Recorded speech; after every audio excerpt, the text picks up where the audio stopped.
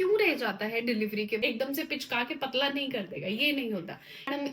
एक एक महीने 2-2 महीने कौन रेस्ट कराएगा, 6-6 महीने रेस्ट का बोलते हो। एक्सरसाइज की बात करें तो मैंने क्या क्या कैसे कैसे रूटीन फॉलो किया था, क्या उससे जल्दी वेट लूज हो जाएगा। क्या खा रहे हो बहुत इफेक्ट करेगा लंबे समय तक। ब्रेस्ट फीडिंग भी करा रही हूँ, न्यूट्रिशनल रिक्वायरमेंट भी तो चाहिए ना। What diet plan I used to follow. Delivery के बाद ये पेट कैसे कम करे, बच्चा बाहर निकाल दिया है पर अभी भी ऐसा लगता है कि एक बच्चा अंदर है। ये डाउट सब महिलाओं का डिलीवरी के बाद रहता है और सबसे बड़ी टेंशन यही होती है कि इतना वजन बढ़ गया मैडम, इसको कम कैसे किया जाए। आपने भी सोचा होगा ना, तो बस मैंने बोला है आप सोचो, मैं जवाब नहीं दूं, नहीं हो सकता। तो मैं डॉक्टर प्रियंका आपके लिए ये बहुत इंपॉर्टेंट और मोस्ट रिक्वेस्टेड वीडियो लेकर आई हूँ कि डिलीवरी के बाद वजन कैसे कम किया जाए, जो ये पेट लटका हुआ है इसे कैसे कम करें। वीडियो में हम डिटेल में डिस्कस करेंगे कि आखिर ये डिलीवरी के बाद इस तरह से पेट लटका हुआ रहता क्यों है, ये कब तक रहेगा, आप कब एक्सरसाइज शुरू कर सकते हैं नॉर्मल डिलीवरी या सिजेरियन दोनों ही केसेस में, क्या डाइटरी टिप्स, आपको डाइट में क्या फॉलो करना है, कुछ ऐसे नॉर्मल हाउस होल्ड काम जिसे करने से आपका वजन जल्दी घटेगा। मैंने अपना पोस्टमार्टम वजन कैसे लूज किया था, करीबन 12 से 15 किलो मैंने 3 महीने में लूज किया था।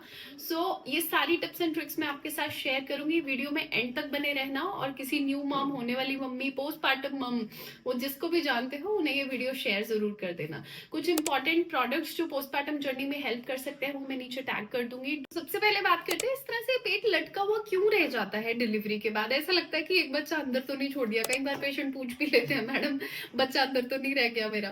तो देखो, जब 9 महीने की प्रेगनेंसी होती है, अंदर पेट के अंदर बच्चेदानी वो ग्रो करती है, करीबन मतलब 50 ग्राम की साइज से 5 किलो तक का साइज हो जाता है बच्चेदानी का, इतनी बढ़ जाती है।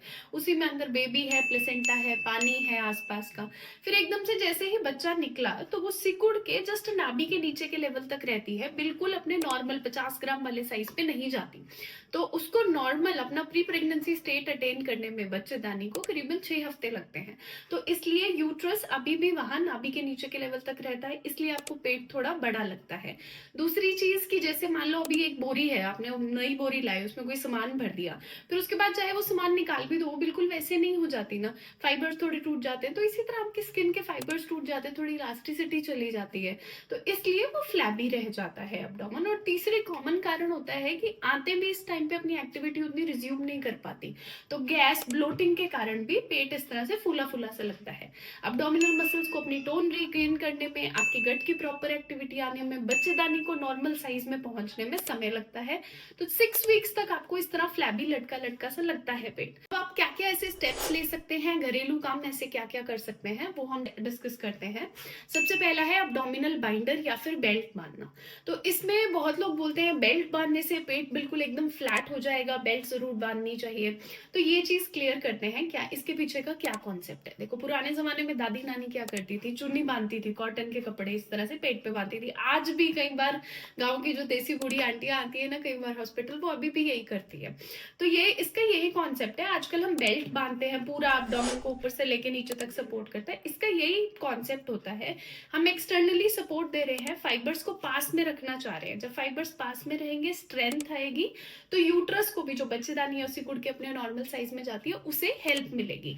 तो मसल्स को स्ट्रेंथ मिलेगी, आपकी लोअर बैक पे स्ट्रेन नहीं पड़ेगा, आपका पोस्चर सही रहेगा, यूट्रस का संकुचन जल्दी होगा, तो धीरे धीरे आपका पेट जो है वो नॉर्मल साइज में आएगा। मसल टोन रीगेन हेल्प करने में मदद होगी, एकदम से पिचका के पतला नहीं कर देगा, ये नहीं होता।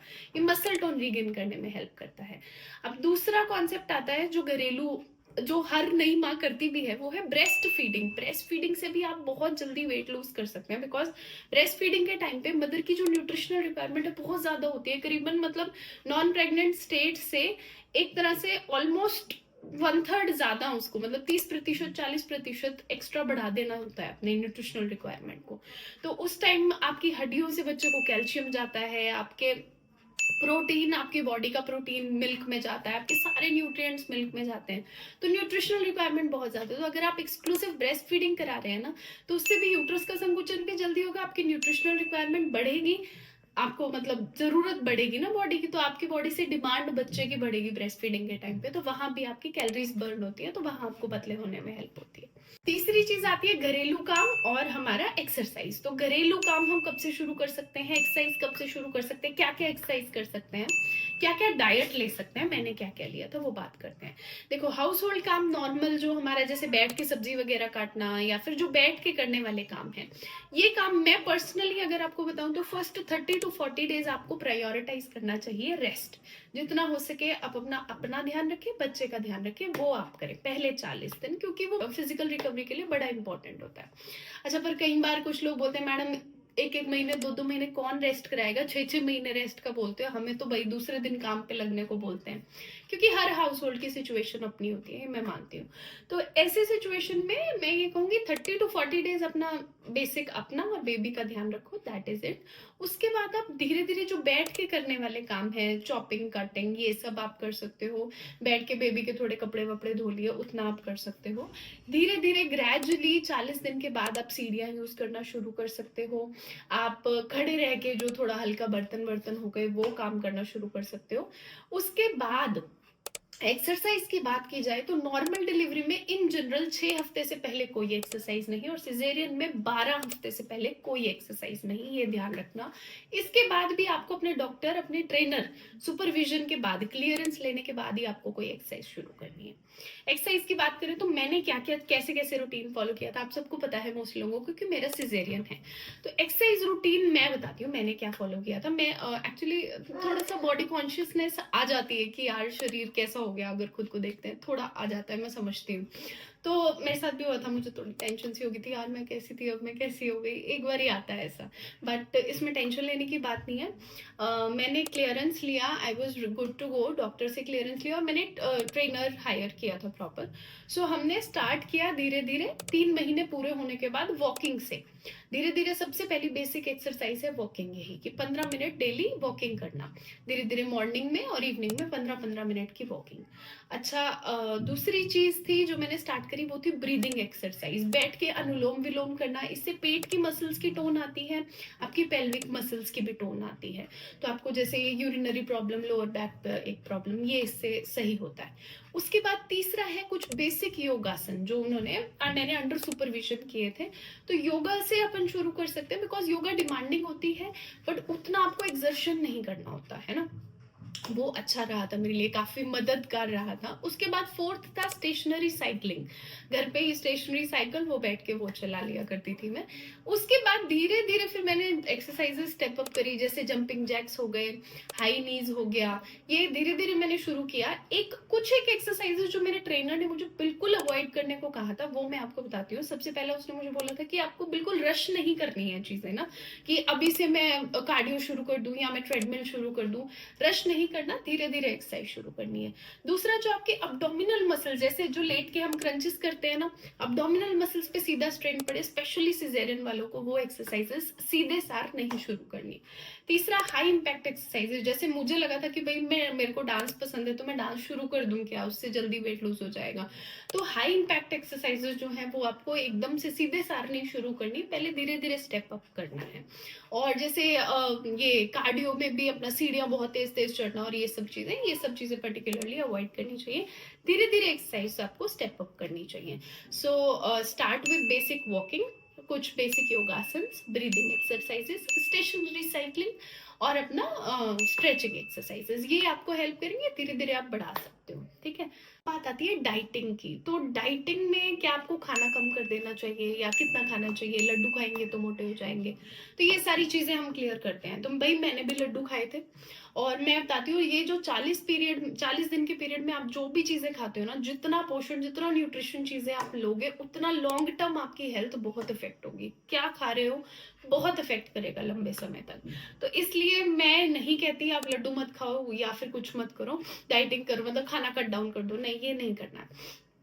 प्रॉपर खाना लेना है, क्योंकि ब्रेस्ट फीडिंग भी करा रही हूँ, न्यूट्रिशनल रिक्वायरमेंट भी तो चाहिए ना। So what diet plan I use to follow, मैं बताती हूँ। मैं सुबह में उठ के दूध, 1 कप दूध और उसके साथ पंजीरी बनाते हैं ना इधर, ये हमारा गोंद वगैरह जैसे बोलते हैं, पंजाब साइड में पंजीरी बोलते हैं, आपकी साइड क्या बोलते हैं बताना मुझे जरा। तो पंजीरी एक आधी कटोरी और दूध के साथ मॉर्निंग में। फिर मिड मॉर्निंग में I use to take some fruits ले लो, नारियल पानी ले लो।